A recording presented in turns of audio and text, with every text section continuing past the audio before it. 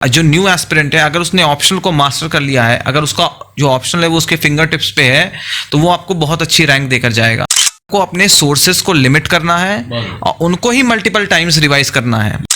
जब मैंने उसमें अपना नाम देखा तो मैं चिल्लाने लगा 12वीं, क्योंकि I was not expecting such a good rank. You master everything enough कि आप रीजनेबल मार्क्स स्कोर कर लो कि आपका नाम लिस्ट में आ जाए। That is a more challenging thing. अगर आप 10 तुक्के मार रहे हो, उसमें से अगर केवल 3 भी सही हो रहे हैं तो भी आपका स्कोर थोड़ा सा पॉजिटिव जाता है। केवल अगर आप 10 में से 8 गलत कर रहे हो तो आपका स्कोर नेगेटिव जाता है। तो देखिए आपके पास 7 क्वेश्चंस का बफर है। किताब की जरूरत नहीं है सीसैट के लिए। अच्छा। आज एसएससी सीजीएल की प्रिपरेशन के लिए जितने भी टॉपिक्स होते हैं जो सीसैट में काम आते हैं, उन सब के वीडियोस अवेलेबल हैं यूट्यूब पे, और आप एक एक टॉपिक उठाओ।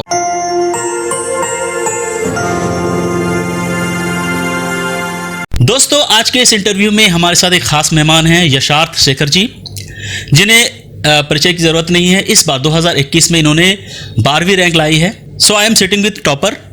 दोस्तों, टॉपर बोलना तो आसान है, लेकिन टॉपर बनना बहुत मुश्किल होता है। इसके लिए संघर्ष करनी पड़ती है, मेहनत करनी पड़ती है, काफ़ी कुछ खोना पड़ता है।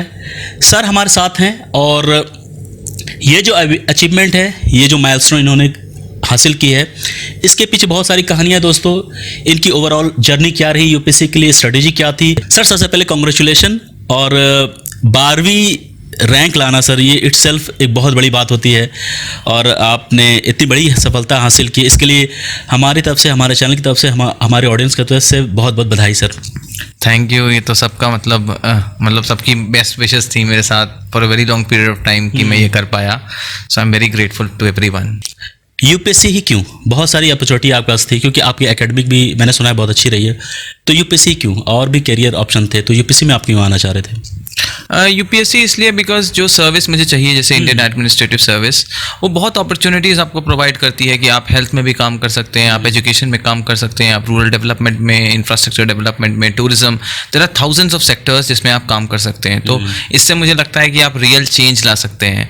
और हमने बहुत बार देखा है कि लोग अपना व्यू प्रेजेंट करते हैं कि कोई काम ऐसे हुआ है, हम उसको वैसे करते हैं। अच्छा। सिविल सर्विसेज आपको वो अपॉर्चुनिटी देती है कि आप वो शूज़ पहनो और जाके अपना विजन इंप्लीमेंट करो, जो आपको लगता है कि ग्राउंड लेवल पे जो चेंज ला सकता है।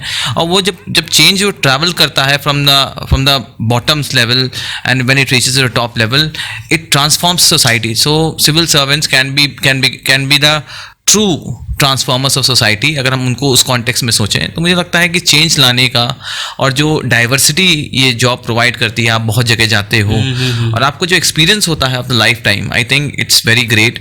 और इसने हमेशा मुझे मोटिवेट किया है during my entire life. So I thought I would give my best chance at it. और मतलब गॉड का थैंक यू है कि आज मुझे रैंक मिली है। मेरा हमेशा से ही मोटिवेशन रहा है सिविल सर्विसेज में जाना, और यही रीज़न थे कि मैंने अपने लाइफ के जो निर्णय लिए regarding what subject to study in what classes, वो हमेशा सिविल सर्विसेज से ही डिटरमाइन थे। जैसे क्लास 10th में, जब मैं 10th से 11th में गया, बहुत सारे लोग साइंस लेते हैं, उससे ज़्यादा कॉमर्स भी लेते हैं। मैंने ह्यूमैनिटीज़ ले लिया, और किस्मत थी कि उस टाइम पे मैं लखनऊ में था, तो वहाँ पे लमाटने कॉलेज में मुझको ह्यूमैनिटीज़ मिल गया। आफ्टर दैट मेरे अच्छे मार्क्स आए क्लास 12th में। I went to pursue bachelors in economics honours from saint Stephen's college. तो उसके बाद जो निर्णय होते गए जीवन के, वो मेरे को उसी डायरेक्शन में लेते चले गए। हाँ, वो एक कारवां बनता चला गया। लोग मिलते गए, कारवां बनता गया। जब मैं कॉलेज में आया, फर्स्ट ईयर में मैंने कोचिंग ज्वाइन कर ली थी, उसके वीकेंड बैचेस में करता था। मतलब उसका ये पर्पज़ नहीं था कि मतलब मैं पूरी फुल फ्लेजेड प्रिपरेशन में चला गया, just to keep in touch कि यूपीएससी कैसे, क्या है, क्या मांगता है, कहाँ क्या पढ़ना है। उसके बाद मेरी जो सीरियस प्रिपरेशन थी वो आफ्टर ग्रेजुएशन इन 2018 स्टार्ट हुई। मैं अंडर एज था उस टाइम पे। 2019 का मैंने प्रीलिम्स दिया, नहीं हुआ। 2020 के यूपीएससी सर साइकिल में I reach to the interview stage. I couldn't make it to the final list. After that ये मेरा 3rd अटेम्प्ट था, जिसमें I have got 12th rank. सब जिस दिन रिजल्ट आने का था, आज आ रहा है, कल आ रहा है, वो तो पता ही है। और हर एस्पिरेंट्स को वो होता है ना, धक धक सी लग रही है कि पता नहीं क्या होगा, भगवान ने क्या लिख रखा है। सो आप अपने आप को कैसे देख रहे थे? आपको कैसा लग रहा था कि ऑब्वियसली आपने परफॉर्म अच्छा किया होगा, तो फिर भी एक आपको कैसा लग रहा था, क्या रिजल्ट बन सकता है? मतलब देखिए ऐसा है कि मेरा सेकेंड अटेम्प्ट में नहीं हुआ था, तो उसका बहुत ज़्यादा डर था। जब मैं बहुत कॉन्फिडेंट था कि सेकेंड अटेम्प्ट में मेरा हो जाएगा, पर जब नहीं होता तो आदमी के अंदर एक अजीब सा खौफ आ जाता है। तो इस साल खौफ था मतलब। हाँ, बिल्कुल खौफ था। और डर ये बात था कि जब मेरा लिस्ट में नाम नहीं आया था तो मेरा कॉन्फिडेंस बहुत ज़्यादा शेक डाउन हो गया था पिछले बार, and I was in a very bad phase of my life at that moment. तो उसके बाद मेरी मम्मी तो ये कह रही थी कि तुम्हारा लिस्ट में नाम आ जाएगा, you won't feel that bad. अच्छा, इस बार बोल रही थी वो? हाँ, इस बार कह रही थी कि तुम्हारा लिस्ट में नाम आ जाए तो यू वोंट फील बैड। और मैं भी ये सोचा था कि बस मेरा लिस्ट में नाम आ जाए ताकि at least I know I am on the right track. तो सर वो कहते हैं ना, हॉली पीडीएफ जो यूपीएससी की आती है जब आई तो उस वक्त एक मतलब कैसा माहौल था घर का? आप किस तरह से इस चीज़ को ले रहे थे, और मम्मी पापा पेरेंट्स इन सब का क्या एक्सपीरियंस था उस वक्त? I think the first thing जब मैंने उसमें अपना नाम देखा तो मैं चिल्लाने लगा 12वीं, क्योंकि I was not expecting such a good rank. मतलब ये ड्रीम था मेरा कि मतलब टू स्कोर इन टॉप 20। अब टॉप 20 क्या, मतलब टॉप 50 में भी आ जाता, टॉप 75 में भी आ जाता, I would have been that equally happy. But जब मैंने अपना नाम 12th नंबर पर देखा so I was extremely happy, और मैं चिल्लाने लगा मम्मी सब कोई कूदने लगा। और फिर मेरी मदर ने एक वीडियो भी बना लिया। हाँ, वो काफ़ी वायरल हो रहा है वो, मतलब मैंने भी देखा। But it's for rarely live experience जो एस्पिरेंट्स की होती है कि जब रिजल्ट निकलता है तो किस तरह के माहौल होते हैं। सर ने बोला बहुत ही वो टचिंग हमें लगा। अब मैं आता हूँ यूपीएससी पे। चूँकि आपका ये 3rd अटेम्प्ट था, तो सेकंड अटेम्प्ट में कहाँ कमी रही थी सर? क्या आपको लगता है, आपने मेजर किया होगा, एनालाइज तो किया होगा, क्या कमियां रही थी उस वक्त सेकंड अटेम्प्ट में जो आपके सिलेक्शन में हुए? मैं सेकंड अटेम्प्ट में मुझे लगता है मेरे से 2-3 मिस्टेक्स हुई थी। पहली मिस्टेक तो मैं ये कहूँगा ओवर कॉन्फिडेंस की, मतलब मैं बिना टेस्ट सीरीज के क्लियर कर लूँगा। ठीक है। और दूसरी, मैंने टेस्ट नहीं प्रैक्टिस किए थे। The more you practice the more better you get at it.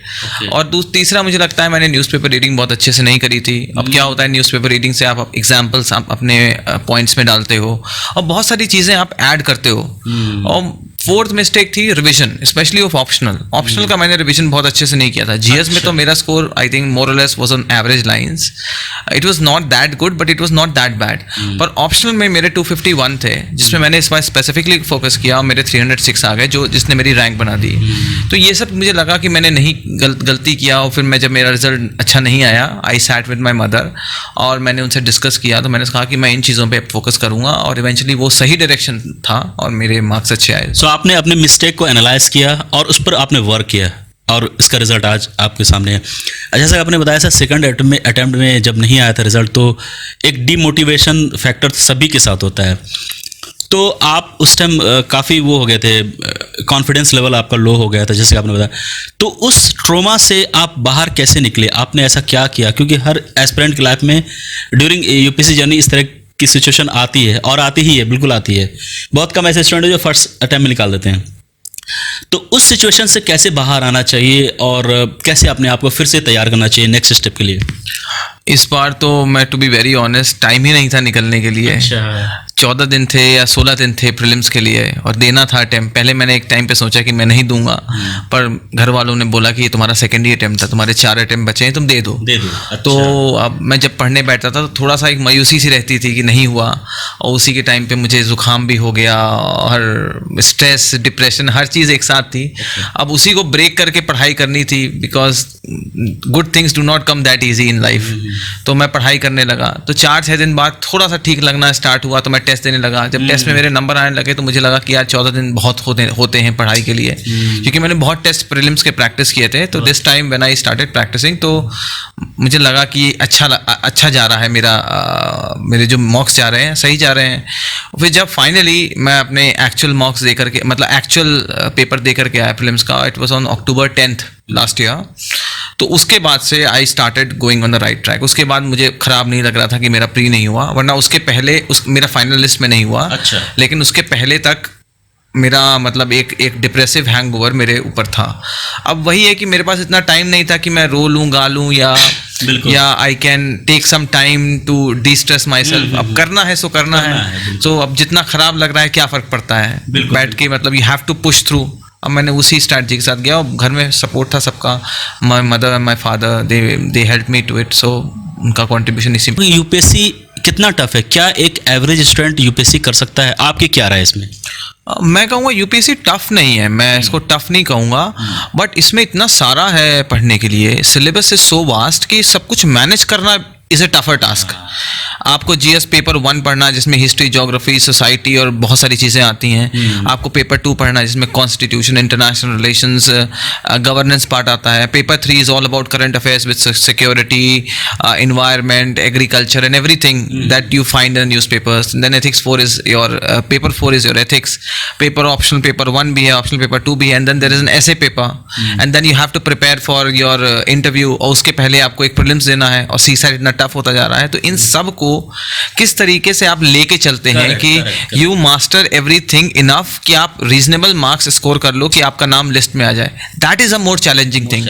History is not tough. कोई टफ होगा तो कोई टेक्निकल सब्जेक्ट टफ होगा, जैसे मैथ्स हो गया, केमिस्ट्री हो गया, फिजिक्स हो गया, पर इनमें तो आपको पढ़ना है। अब कितनी बार पढ़ना है, कितनी बार रिवीजन करना है, कैसे आप अपना शेड्यूल बनाओ कि हाँ, और उसके बाद साथ आपको एक मेंटल स्ट्रेस से भी डील करना है कि अगर नहीं होगा तो क्या होगा। कई बहुत सारे लोगों का प्री नहीं होता है। Pre is a very tough thing. बहुत सारे लोग एंड तक पहुंच के इंटरव्यू में रह जाते हैं, जैसे मेरे साथ हुआ। उसके बाद अपने माइंड को मना लेना कि मुझे फिर से पूरा प्रक्रिया बिल्कुल प्रीलिम से स्टार्ट करनी है। This is a more tough part, the tougher part as compare to the UPSC nets. एक होता है ना, एक लोग कहते हैं कि 15 घंटे में पढ़ता था, कोई कहते हैं 20 घंटे पढ़ता था सारे। सो आपका क्या प्लान था? आप किस तरह पढ़ते थे सर? कि कितने घंटे आप देते थे एक इन जनरल? देखिए, मेरे पास और तो कुछ करने को था नहीं, और पूरा सपोर्ट था। मुझे बस कमरे में पहुंच गया, मैं अगर वहाँ से बोलता भी था तो खाना आ जाता था, और मतलब कपड़े धुलने का मेरे पास कोई स्ट्रेस नहीं था। इवन पेन्स लाने का भी स्ट्रेस नहीं था मेरे पास। तो उन सब चीज़ों में घर ने मेरे को फ्री कर दिया था। मेरा केवल एक काम था, पढ़ाई, कमरे में बैठ के पढ़ाई करने का। तो मेरी हो जाती थी पढ़ाई 12 साढ़े 12 घंटे की almost on a daily basis. मैं दिन को 3 हिस्सों में डिवाइड कर देता था। एक हिस्सा था ऑप्शनल के लिए जिसमें मैंने बहुत फोकस किया, दूसरा था जनरल स्टडीज, और तीसरा था करंट अफेयर्स। 3 स्लैब आप डेली का बनाते थे? हाँ, 3 स्लैब डेली का, और मैं बड़े बड़े स्लैब बनाता था। मेरा ऐसा कभी नहीं हुआ कि 2 घंटे पढ़ना है उसका जबरदस्ती रेस्ट लेना है। मैं फ्लेक्सिबल रखता था। जैसे आप 12 घंटे को अगर आप 3 हिस्सों में डिवाइड कर दें तो 4 घंटे पढ़ता है। तो मॉर्निंग का जो मेरा स्लॉट था, it used to be the best slot, और यूजुअली मैं 4 घंटे पढ़ के ही उठता था मिनिमम, और उसके बाद मैं 2-2 घंटे 3-3 घंटे कर लेता था। कभी कभी मैं वो भी बढ़ा देता था, पर ऐसा कोई फिक्स नहीं था कि 2 घंटे पढ़ना है, उसके बाद आधे घंटे का रेस्ट, फिर 3 घंटे पढ़ना है, फिर आधे घंटे का रेस्ट। जैसे बहुत सारे लोग टाइम टेबल बना लेते हैं कि सुबह 5 बजे उठनी है, फिर ब्रेकफास्ट करना है, नहाना है, उसके बाद 8 बजे मुझे ये पढ़नी है, 9 बजे पढ़नी है। तो ये तो फिजिबल नहीं होता है। तो लेकिन सर ने बहुत अच्छा किया, दिन भर का 3 एक मोटा बड़ा स्लेब बनाया, और उस हिसाब से इन्होंने फिक्स की कि हमें क्या पढ़ना है। सब हमें जो आपकी जो ऑप्शनल पेपर थे ज्योग्राफी, सो आपने ऑनर्स इकोनॉमिक्स से किया था, ज्योग्राफी क्यों ले लिया आपने as a optional paper? Geography इसलिए लिया, पहली बार ज्योग्राफी लेने के लिए मुझे कोई सेकंड थॉट लेना ही नहीं पड़ा। एक मतलब ये नेचुरल अंडरस्टैंडिंग थी मेरे अंदर कि ज्योग्राफी लेना है। अच्छा। क्योंकि मुझे हमेशा ज्योग्राफी में बहुत इंटरेस्ट था। मुझे लगा वो बहुत स्कोरेबल है। मैंने सिलेबस देखा था, I found the syllabus very easy. Specially paper 2 तो ऐसा था कि मतलब मैं बैठे बैठे ही मैंने घर में कर लिया। अच्छा। और हमेशा मेरा पेपर 2 में स्कोर भी बहुत अच्छा आया, इसलिए because it was a very natural subject to me. और उसके बाद ऐसा लगा कि जनरल स्टडीज़ में बहुत हेल्प हो जाती है ज्योग्राफी लेके, स्पेशली पेपर 3 और पेपर 1, और इसीलिए मेरा पेपर 1 जनरल स्टडीज़ में अच्छा स्कोर आया, 120, बिकॉज बहुत सारे ज्योग्राफी के क्वेश्चन है which I was able to handle because मेरा ऑप्शनल ज्योग्राफी था। तो यही सब कुछ रीजन से मैंने ज्योग्राफी लिया। सर, ऑप्शनल के लिए जो ज्योग्राफी था, इसमें कौन कौन सी रिसोर्सेज आपने यूज़ की थी, बुक्स वगैरह? पहले तो मैंने डायरेक्शन आईएएस को ज्वाइन किया था। अच्छा। कोचिंग, तो उनके पेपर 2 के नोट्स मुझे बहुत अच्छे लगे। मैंने उनको धीरे धीरे जब चूंकि मेरा 3rd अटेम्प्ट था तो मेरे पास 3 साल था, मैं उनको कॉम्प्लीमेंट करता रहा। कहीं से यहाँ से कोई टॉपिक ऐड कर दिया जो सिलेबस में नहीं कवर है, वहाँ से कवर कर दिया है, न्यूज़पेपर से एग्जाम्पल्स डाल दिए। तो ये मिक्स एंड मैच बन गया पेपर 2। एंड पेपर 2 बहुत ज़्यादा कंटेम्प्रेरी हो गया है, बहुत ज़्यादा करंट अफेयर्स बेस्ड हो गया है, और उसमें एप्लीकेशन ऑफ माइंड चाहिए कि आप कहाँ से अखबार से क्या इन्फॉर्मेशन एक्सट्रैक्ट करके आप लिख सकते हो to make your answer very good. Paper 1 में मुझे लगा कि मैंने उन मैम के नोट्स को कॉम्प्लीमेंट किया। मैंने अजय राज सर के वीडियो लेक्चर्स ले लिए, और चूंकि मेरा फर्स्ट अटेम्प्ट 2019 में नहीं हुआ था तो मेरे पास पूरा साल था, तो मैंने उनके जो लेक्चर्स थे उनका वर्बैटिम नोट्स बनाया। उसके बाद जो ये क्लासिक बुक्स होती हैं सविंदर सिंह और लाल, DS लाल की क्लाइमेटोलॉजी, उनमें से मैंने केवल वो टॉपिक्स के पेज फाड़ लिए चैप्टर्स के जो सिलेबस में थे पर इन मैम के नोट्स और सर के वीडियो से कवर नहीं हुए, और इवेंचुअली आई स्टिक देम। और उसके बाद जब भी मैं रिविजन करता था कुछ ना कुछ वैल्यू एडिशन कर लिया। मतलब जैसे आप कोई टॉपिक में आप कंफर्टेबल हो गए हो पढ़ते पढ़ते, जैसे जेट स्ट्रीम आप कंफर्टेबल हो गए हो, तो आप पढ़ रहे हो तो आपको पता है जेट स्ट्रीम क्या होता है। आप सब पढ़ते पढ़ते लैपटॉप खुला है आपके सामने, आप सर्च कर दो जेट स्ट्रीम, तो आपको मिल जाएगा कि जेट स्ट्रीम ने अब रिसेंटली किसी कंट्री में कोई इम्पैक्ट किया है नेगेटिव या पॉजिटिव, या उस टाइम पे क्यों particular jet stream was in news. जैसे जेट स्ट्रीम की वजह से पोलर वोर्टेक्स आ गया कहीं पर, या जेट स्ट्रीम की वजह से मानसून इफेक्ट हो रहा है, जस्ट राइट इट देयर। आप एक लाइन भी लिखोगे वैल्यू एडिशन में, it can do wonders in your answers, current perspective लाता है। तो इसी तरीके से जब मैंने फर्स्ट अटेम्प्ट में मैंने 2 बार ही पढ़ पाया, तो मेरे से ये गलती हुई। जब थर्ड अटेम्प्ट मैंने दिया, उसमें मैंने एटलीस्ट पेपर 1 और पेपर 2 को 4-5 बार पढ़ा, और उसमें इतना वैल्यू एडिशन हो गया कि माय सेल्फ प्रिपेयर्ड नोट्स जो मेरे थे वो कंसोलिडेटेड फॉर्म में आ गए। तो हर टॉपिक का मेरे पास नोट्स था, हर टॉपिक के मेरे पास सेपरेट नोट्स थे वेदर। और उसके बाद मैंने उनको जो करंट अफेयर्स की कंपाइलेशंस आती हैं उससे कॉम्प्लीमेंट कर दिया, करंट अफेयर्स से कंपाइल कर दिया, न्यूज़पेपर से कुछ मैंने इन्फॉर्मेशन लेके उसमें ऐड कर दी। और उसके बाद मैंने प्रिंस मिश्रा सर की मैंने ज्योग्राफी ऑप्शनल की टेस्ट सीरीज ज्वाइन कर ली थी, मैंने 10 टेस्ट लिखे। So by the end of 10 tests, I was pretty confident I'll do well. Okay. पर मेरे 306 I was not expecting, तो मेरे पेपर सही में बहुत अच्छे चले गए थे। सर आंसर राइटिंग में ऑब्वियसली आपने अच्छा कुछ किया होगा, तो आंसर राइटिंग के लिए आपकी क्या बेस्ट प्रैक्टिस थी आपकी, किस तरह से करते थे? और मतलब एस्पिरेंट को बताइए कि क्योंकि बहुत सारे एस्पिरेंट को दिक्कत होती है आंसर राइटिंग में, और आंसर राइटिंग बहुत सारे स्टूडेंट जो है पैराग्राफ यूज़ करते हैं, कुछ लोग बुलेट के फॉर्म में लिखते हैं। तो आपकी क्या प्रैक्टिस थी, आप कैसे करते थे, और आप किस तरह से लिखना चाहिए, कैसे एडवाइस करेंगे एस्पिरेंट को? जी, मुझे लगता है कि आंसर राइटिंग पॉइंट्स में होनी चाहिए, बिकॉज कोई भी जो एग्जामिनर आपकी कॉपी चेक कर रहा है वो उसे आसान होगा, उसे पॉइंट्स फाइंड करने में दिक्कत नहीं होगी। और दूसरी चीज़, आंसर राइटिंग का मैंने कभी सेपरेट आंसर राइटिंग नहीं करी कि आज मैं 2 क्वेश्चन लिख लेता हूँ, 3 क्वेश्चन लिख लेता हूँ। I use to write those 3 hours के टेस्ट, क्योंकि आपको एग्जाम में भी 3 घंटे के टेस्ट लिखने हैं। तो मैं वही 3 घंटे के टेस्ट स्टिमुलेटेड टाइम पीरियड में, जो मेरा रूम है पीछे, मैं उसमें लिखता था, कमरा बंद कर लेता था, कोई नहीं आता था, कोई नहीं जाता था, और मेरी घड़ी में मैं 3 घंटे सेट कर लेता था कि within 3 hours I have to finish that test. अगर कोई क्वेश्चन छूट रहा है छूटने दो, बट 3 अगर जैसे ही 3 घंटे हुए यू हैव टू स्टॉप। तो कभी कभार ऐसा हुआ है मेरे साथ, बहुत कम हुआ है कि मेरे से कोई क्वेश्चन ना कंप्लीट हो पाया हो। तो आपको मेंटली प्रिपेयर करना है। आंसर लिखना is not a difficult thing, आपको आज नहीं तो कल आ ही जाएगा आंसर लिखना।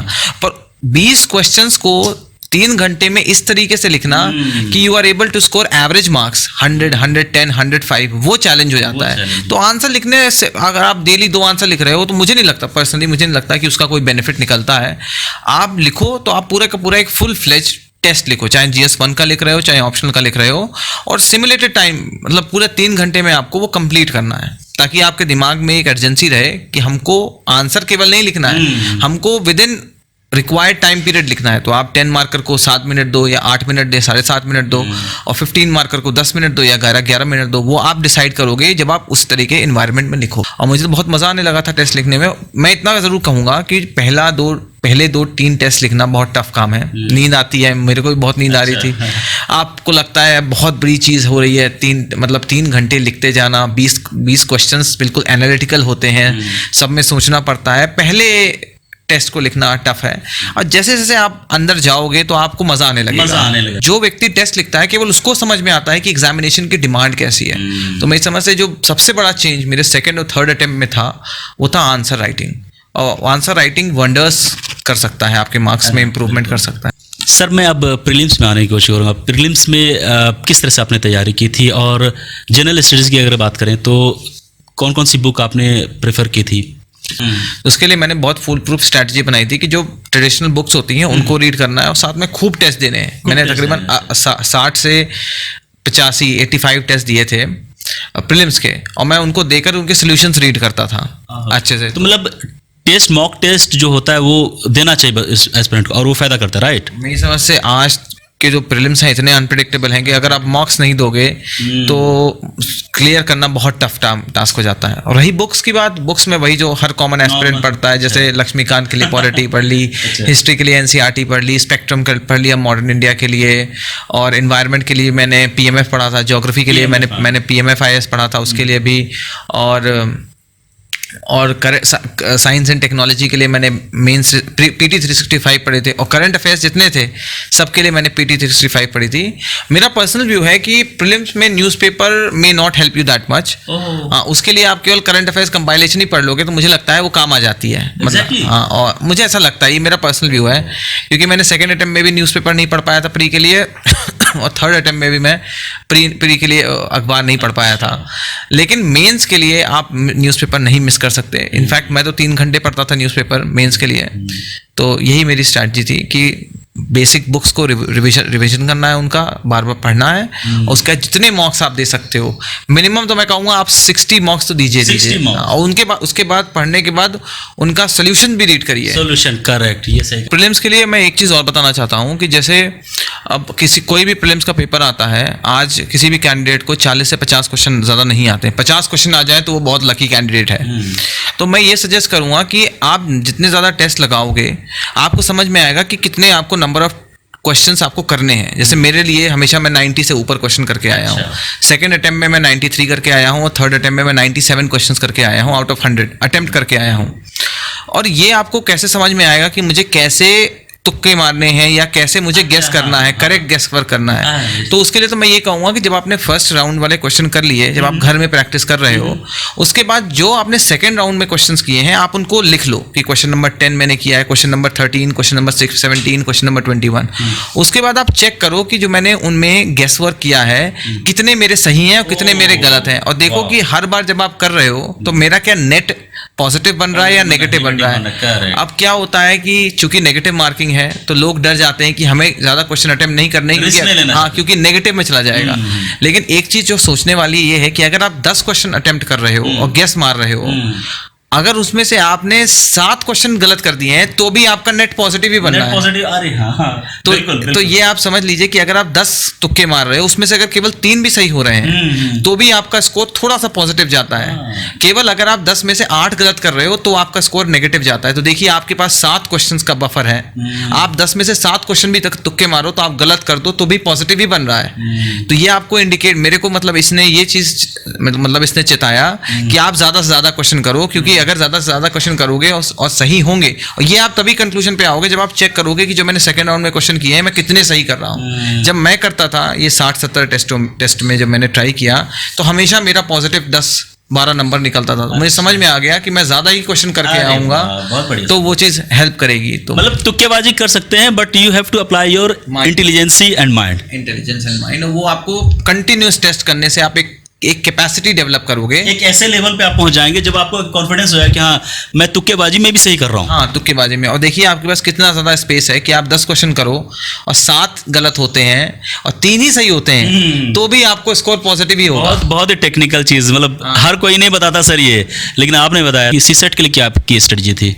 आई थिंक सीसेट मेरा 3 बार क्लियर हुआ है, 19, 20, 21 में, पर 19 में मेरा बिल्कुल 1 2 क्वेश्चन के ही गैप से हुआ है। तो मुझे लगता है सीसेट की प्रिपरेशन करनी चाहिए, इसको टेकन फॉर ग्रांटेड नहीं। अभी तो यूपीएससी ने ट्रेंड चेंज कर दिया है, लास्ट ईयर भी और इस बार भी देखती है, मतलब कुछ ना कुछ उसमें ये है। तो आप किस तरह देखते हैं? एस्पिरेंट को बताइए कि स्ट्रेटेजिकली क्या उनकी अप्रोच होनी चाहिए। मैं इस समझ से 2 चीज़ें मैं कहूँगा। आप सारे इंपॉर्टेंट टॉपिक्स पे मैंने जो पढ़ाई करी है उसके किताब की जरूरत नहीं है सीसेट के लिए। अच्छा। आज एसएससी सीजीएल की प्रिपरेशन के लिए जितने भी टॉपिक्स होते हैं जो सीसेट में काम आते हैं उन सब के वीडियोस अवेलेबल हैं यूट्यूब पे, और आप एक टॉपिक उठाओ, जैसे मतलब काउंटिंग फिगर्स हो गया, या नेक्स्ट सीरीज वाले क्वेश्चन हो गए, या नंबर सिस्टम वाले क्वेश्चन हो गए, या सीटिंग अरेंजमेंट वाले क्वेश्चन हो गए। तो बहुत सारे चैनल्स हैं जैसे स्टडी IQ या अड्डा 247 जिनके एक टॉपिक्स पे 8-10 वीडियो हैं। आप उनको देखो, वो जो टीचर्स होते हैं उन वीडियोस में वो क्वेश्चन लिखते हैं और सॉल्व करते हैं, तो आपको तरीका आता है, तो आपको किताब फॉलो करने की जरूरत नहीं है। दूसरी एक सर्वाइवल टैक्टिक है, क्योंकि सीसेट में केवल 67 नंबर चाहिए रहता है, तो लोग सोचते हैं कि हम केवल इतना करेंगे कि हम 67 को क्रॉस कर जाएं। बहुत बढ़िया, हाँ। तो उसमें होता ये क्या है कि आजकल कॉम्प्रिहेंशन के क्वेश्चन बहुत ज़्यादा, मतलब उनके आंसर आपको पता नहीं होता, इतने कंफ्यूजिंग होते हैं। तो अगर आप बहुत ज़्यादा डिपेंड करोगे कॉम्प्रिहेंशन के क्वेश्चन पे, और कॉम्प्रिहेंशन का 1 2 क्वेश्चन इधर उधर हुआ तो आप डेंजरस टेरिटरी में आ जाते हो। आप 65 पे कहीं क्या पता रुक जाओ तो भी नहीं क्लियर होगा। 66 ले आओ। तो मेरे समझ से सीसैट की भी स्ट्रैटेजी वही होती है जो जीएस की होती है कि आपको maximum to maximum questions correct करने हैं, सीरियसली लेना चाहिए इसे। और सीसैट को मेरी समझ से बहुत सीरियसली लेना चाहिए। इनफैक्ट मुझे लगता है, मेरा पर्सनल व्यू है कि जो कट ऑफ्स घटती जा रही हैं वो सीसैट की वजह से है, क्योंकि CSAT की, पहली चीज़ तो मैं यही कहूँगा कि अपने सोर्सेज को लिमिटेड रखें। अगर हिस्ट्री पढ़ रहे हैं तो केवल एनसीईआरटी से पढ़ें, या केवल तमिलनाडु बोर्ड की बुक से पढ़ें, या कोई और सोर्स भी लें तो आप केवल उसी पे स्टिक करें, आप इधर से उधर जंप ना करें। दूसरा मैं ये कहूँगा कि प्रीलिम्स के लिए आपको टेस्ट सीरीज करनी है, मेंस के लिए भी आपको टेस्ट सीरीज करनी है। और तीसरा तो मैं ये कहूँगा कि न्यूज़पेपर रीडिंग इंपॉर्टेंट है, बहुत इंपॉर्टेंट है, मेंस के लिए वो बहुत ज़्यादा इंपॉर्टेंट हो जाती है। और फोर्थली मैं ये कहूँगा कि आप अपने ऑप्शनल पे फोकस करिए। अगर जो न्यू एस्पिरेंट है, अगर उसने ऑप्शनल को मास्टर कर लिया है, अगर उसका जो ऑप्शनल है वो उसके फिंगर टिप्स पे है, तो वो आपको बहुत अच्छी रैंक देकर जाएगा। आई थिंक सबसे इंपॉर्टेंट एडवाइस जो मैंने सबसे पहली एडवाइस दी थी वही है कि आपको अपने सोर्सेज को लिमिट करना है और उनको ही मल्टीपल टाइम्स रिवाइज करना है। बस आई थिंक ये मैं अगर चारों एडवाइस में से अगर मैं किसी एक एडवाइस को बहुत ज़्यादा फोकस कर सकता हूँ वो यही है कि keep your sources limited and revise them multiple times, and after revising them multiple times give your test. आपको टेस्ट तो मिस करना ही करना नहीं है, टेस्ट मिस नहीं करना। सर आपने कोई कोचिंग वगैरह ली थी? हाँ, मैंने कई लिया, पर कोचिंग लेने के बाद मुझको ये रियलाइज़ हुआ कि जनरल स्टडीज़ की में कोचिंग का मुझे लगता नहीं इतना कोई मतलब इतना बड़ा इम्पैक्ट पड़ सकता है आपकी पढ़ाई पे। अब कुछ लोगों को पढ़ता हो, पर ये मेरा पर्सनल ओपिनियन है। मतलब सेल्फ स्टडी करके भी यूपीएससी किया जा सकता है? मैं कहूँगा self study for general studies paper या एसए का पेपर अच्छा आप बहुत अच्छा कर सकते हो। मुझे लगता है ऑप्शनल के लिए गाइडेंस की जरूरत पड़ती है, because optional is a little technical thing. Optional में आप स्पेसिफिक्स में जा रहे हो, और जब तक स्पेसिफिक्स में आपके कॉन्सेप्ट क्लियर नहीं होंगे फ्रॉम समबडी जिसको पहले से कमांड है, जिसको पता है किस तरह के क्वेश्चन पूछे जा रहे हैं, उसमें किस तरीके से चीज़ें लिखनी है, तब तक मुश्किल होता है। तो मेरे पास तो डायरेक्शन आईएएस था, अजय राज सिंह के मैंने वीडियो लेक्चर्स ले लिए थे, उसके बाद प्रिंस मिश्रा सर में मैंने टेस्ट सीरीज ले ली थी, और तो इन सब लोगों ने गाइड कर दिया था कि किस तरीके से आंसर लिखना है, तो मैंने उस चीज़ पे फोकस किया, तो मेरे को हेल्प हुआ। सर बहुत सारे स्टूडेंट तो नहीं, बट कुछ ऐसे स्टूडेंट होते हैं जो चौथी पाँचवीं अटैम्प्ट तक जाते हैं और वो अपने को एनालाइज करते हैं कहाँ पे मिसिंग है। कई स्टूडेंट ऐसे होते हैं जो ऑप्शनल को लेके उनको परेशानी होती है। पहले ऑप्शनल कुछ और था, जब देखते हैं कि उसमें मार्क्स नहीं आ रही तो ऑप्शनल चेंज कर देते हैं, जो कि हमें लगता है बहुत ही डिफिकल्ट वो होता है एक नई शुरुआत करना। तो इन सारे स्टूडेंट को किस तरह से आप देखते हैं जो ऑप्शनल चेंज कर देते हैं 1 या 2 अटेम्प्ट के बाद? इनफैक्ट मैं तो ये कहूँगा कि जब मेरा पिछले साल नहीं हुआ था तो सबसे पहले मैंने अपनी मदर से बोला था कि क्या मैं अपना ऑप्शनल चेंज कर दूं। तो उन्होंने बोला नहीं, क्योंकि तुम्हें अब इतनी मतलब इतना कमांड आ गया है। आई वाज स्कोरिंग 251, बिल्कुल। तो मुझे लगा मुझे थोड़ी सी मेहनत और करनी है, एंड आई विल रीच 280। मेरा टारगेट 280 रीच करने का था। तो अब हर एक क्वेश्चन में भी मुझको आधा नंबर भी मिल जाता, सो आई वुड हैव रीच 275 280। तो मैं तो कहूँगा कि ऑप्शनल नहीं चेंज करना चाहिए, और चेंज नहीं करना चाहिए, लेकिन लेने के पहले भी खूब सारा एक अंतर मन में एक मतलब डिस्कशन, स्वयं से आप डिस्कशन करिए कि मुझे वो ऑप्शनल कौन सा लेना है, क्योंकि ज़रूरी नहीं कि आप फर्स्ट अटेम्प्ट में क्लियर कर जाओ। आप थर्ड किस अटेम्प्ट में क्लियर कर रहे हो कुछ नहीं पता है, और आप तब तक मतलब 2 साल 3 साल वही चीज़ केवल तभी पढ़ पाओगे जब तक आपका उसमें इंटरेस्ट है। मैं हमेशा अपना सुबह का जो रूटीन स्टार्ट करता था, हमेशा ज्योग्राफी ऑप्शनल से स्टार्ट करता था, और कभी कभार मैं 4-6 घंटे भी पढ़ रहा हूँ लगातार, और मैं बोर नहीं होता था, क्योंकि मुझे अपना ऑप्शनल बहुत अच्छा लगता था। और इंटरेस्ट से पढ़ने में और टेस्ट सीरीज देने के बाद ही रीज़न है कि मेरा मार्क्स ऑप्शनल में 306 आया है, जिसकी वजह से मेरी रैंक आई है। तो मेरे समझ से चेंज तो नहीं करना चाहिए, पर फोकस करना चाहिए ऑप्शनल पे। इस वीडियो में दी गई इन्फॉर्मेशन आपको ज़रूर पसंद आई होगी। ये वीडियो अगर पसंद आया तो लाइक ज़रूर कीजिए, और इस वीडियो को शेयर जरूर कीजिए, क्योंकि दोस्तों ये जो इन्फॉर्मेशन है इस वीडियो में, इसका फ़ायदा दूसरे को भी हो। वो कहते हैं दोस्तों शेयरिंग इज़ केयरिंग, तो इस वीडियो को शेयर जरूर कीजिए। Sir thank you very much, और बहुत अच्छा लगा आपसे बात करके सर। और मेरी दुआ है, हम सब की दुआ है, माँ बाप की दुआ है आपके लिए कि आप और भी तरक्की करें और भी आगे बढ़ें, और जिस मकसद से आप सिविल सर्विसेज में आए हैं उसमें खरे उतरें, अपने परिवार का, अपना और अपने इस देश का नाम रोशन करें। Thank you very much. Thank you very much sir, बहुत it means a lot. Thank you.